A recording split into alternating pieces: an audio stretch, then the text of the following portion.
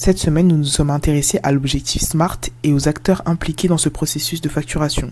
Donc on a fait une première rencontre la semaine dernière et lors de cette rencontre on avait défini, identifié le problème qu'on voulait corriger, donc quel processus améliorer au sein de l'entreprise aux 4 points cardinaux, qui consistait à améliorer la facturation sur les commandes en ligne. Donc aujourd'hui on va définir ce qu'on appelle nous l'objectif SMART, donc c'est un objectif qui est à la fois spécifique, mesurable, ambitieux, réaliste et temporel. Un objectif spécifique. Quel serait justement l'objectif final de l'amélioration du processus de facturation? Concrètement, qu'est-ce qui va dire que le processus a été amélioré? En sauvant du temps et en empêchant qu'il y ait des oublis ou des erreurs. C'est ça. Ok. Et donc cette amélioration-là, elle concernerait uniquement les commandes en ligne? C'est principalement ça, je dirais, qui doit être amélioré. Parce que quand un client vient en magasin directement, c'est pas compliqué. Un objectif mesurable.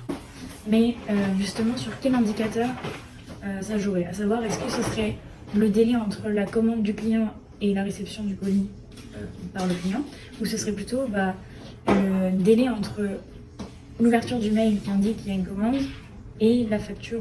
Le premier objectif, c'est celui qui, quand on regarde en général, qui est plus ambitieux et qui serait vraiment plus utile.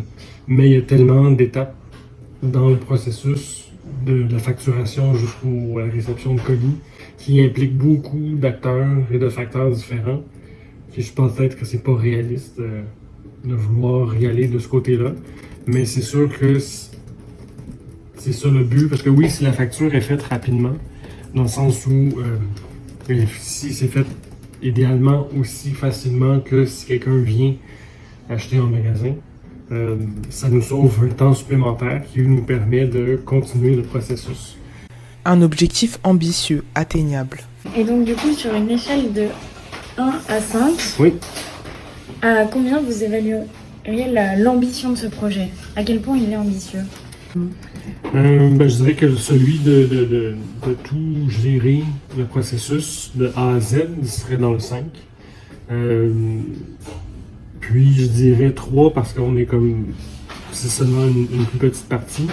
J'imagine que plus quelque chose comme un système ou un logiciel, une application qui gère les étapes puis qui les rentre en banque, c'est plus faisable. Un objectif réaliste. J'avais une question, mais pour l'aspect réaliste, sur une échelle de 1 à 5, à quel point vous pensez que cette amélioration elle est réaliste?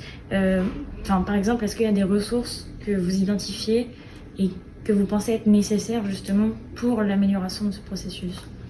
Ça va dépendre de la facilité, dans le fond. Si tu remplaces les étapes actuelles par d'autres étapes parallèles qui sont pas plus rapides, mais tu sauves rien.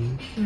Donc, je dirais que la ressource principale, c'est sûr que si on parle de sauver du temps, la ressource principale, c'est le temps. Moi, je pense qu'à 5, là. Dans le sens où s'il y a quelque chose qui réussit à centraliser les tâches qui ont rapport à ça, c'est sûr que ça va aider. Un objectif temporel. Quand est-ce que vous voudriez que cette amélioration elle prenne effet? Je peux pas exiger quoi que ce soit là. Donc c'est quelque chose que vous m'offrez. Puis si ça prend 2 mois, 6 mois, ça prend le temps que ça prend. Oui. Vu qu'il n'y a pas une urgence, comme il n'y a pas un feu à éteindre, c'est pas si grave. Ok, donc ce serait globalement la limite de temps serait la limite De votre projet. de votre session. Nous nous sommes ensuite intéressés aux acteurs impactés par ce processus, que ce soit les employés ou même les clients du magasin. Donc, par exemple, comment est-ce que les employés de la librairie sont impactés par ce processus de facturation, les temps d'attente? C'est eux qui doivent le faire.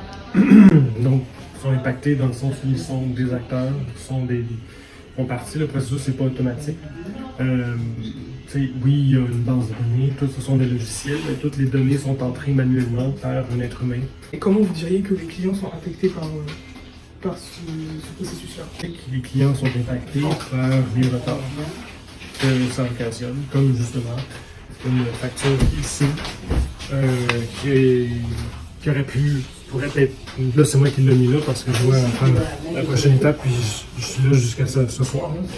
Mais si admettons, je rentre, quelqu'un l'a mis là, puis moi je sais pas c'est quoi, ça se peut que c'est une tâche qui s'ajoute, je pense pas, ah ben oui c'était là, c'est pourquoi personne ne l'a vu. Ensuite, plutôt que de nous expliquer en détail étape par étape le processus de la facturation, le président de la librairie Louis Gobeil a accepté de nous mimer les étapes comme s'il avait vraiment reçu une commande. Comment est-ce que ça se passe lorsque vous recevez une commande? Et en fait, au lieu de l'expliquer, on voudrait que vous fassiez comme si c'était vraiment le cas. Si là, par exemple, tout de suite, vous recevez une commande, qu'est-ce que vous feriez concrètement là? La première chose, la commande sur le web, c'est que j'entends le courriel, puis tu sais, les courriels sont synchronisés sur les 3 ordinateurs, donc il est marqué comme non lu. Ensuite de ça, je vais sur le site web où l'information des commandes est. J'imprime la commande. Je vais créer un compte dans le système en faisant copier, coller. Je vérifie pour voir si l'adresse d'expédition est la même que celle de facturation, parce que ça arrive que, avec le télétravail, le monde ne sont pas à la maison, puis leur carte de crédit est à leur résidence principale, puis ils sont au chalet, ou il y a plein de raisons. Donc avant de commencer la facture elle-même, on vérifie, là, je fais copier-coller dans le système. Pour ce genre de truc-là, je vais vérifier physiquement, là, donc je vais utiliser mes jambes et je vais aller voir. Là, je regarde le chiffre. J'ai oublié le chiffre que j'avais dans la tête, fait que j'apporte les 2 produits que j'ai un doute. Donc c'est lui. Je l'ai, j'ai pas besoin de vérifier dans la base de données parce que la base de données, de toute façon, elle peut avoir des erreurs dedans. Donc, ça va toujours mieux d'aller vérifier soi-même. Et ensuite, si on ne le trouve pas, là, je regarde dans le système pour voir qu'est-ce que mon inventaire dit, puis je vais corriger la situation.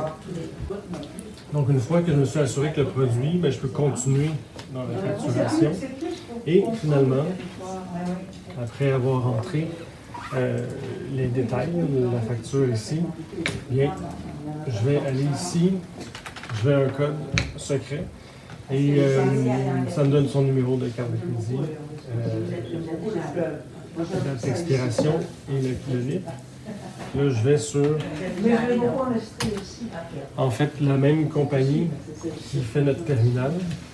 Je fais terminal virtuel.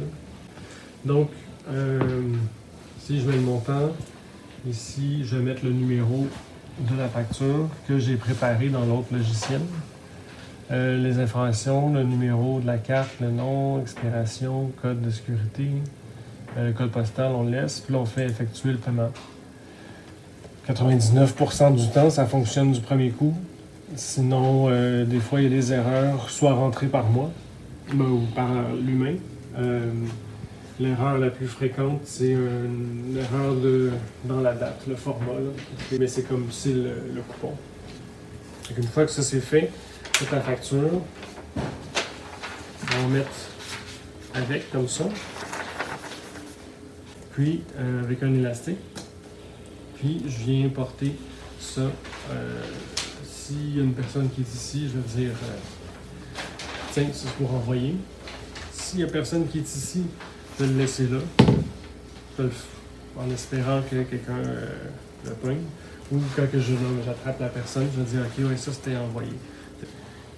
Quand on emballe, là il y a tout le processus pour trouver l'expéditeur le moins cher. Parce que là, du coup, vous avez direct l'article en magasin, et quand vous devez envoyer au fournisseur oui. de faire Mettons, j'ai reçu une commande d'une école ce matin.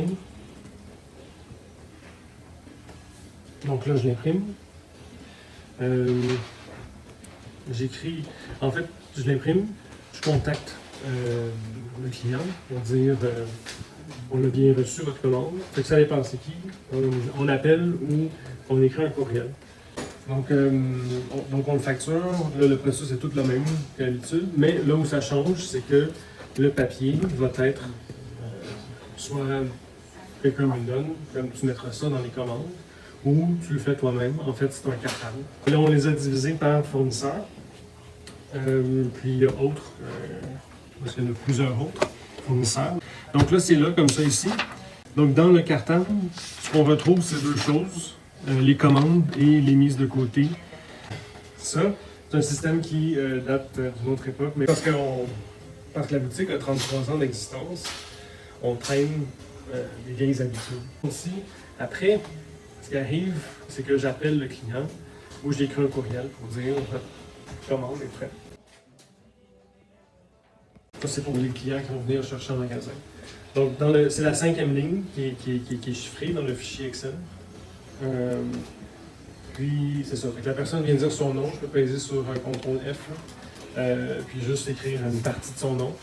Puis, c'est juste que là, ici, oui, ça, tu dis, OK, c'est le numéro 5, mais grâce à la description, je peux quand même que ça dit, c'est tel produit, numéro 5. Là, je sais que c'est genre lui ou lui. Là, je fais, OK, pas lui, OK, c'est lui. Ça, c'est pour ceux qui viennent l'accueillir. Et pour la livraison, ben, c'est ça. Faut le faire. Tu te fais une pile. Mais comme je te dis, dans le processus, il y a plein de possibilités d'erreurs. Du coup, comme la semaine dernière, je vous demandais si vous êtes satisfait du travail qu'on a effectué cette semaine et si vous êtes d'accord Oui. pour travailler avec nous. Et si vous êtes satisfait, à quel point vous êtes satisfait. Je vais prendre le 5. Merci bien. La semaine prochaine, on va s'attaquer plus aux données quantifiables avec Ishikawa, les 5 pourquoi et les données.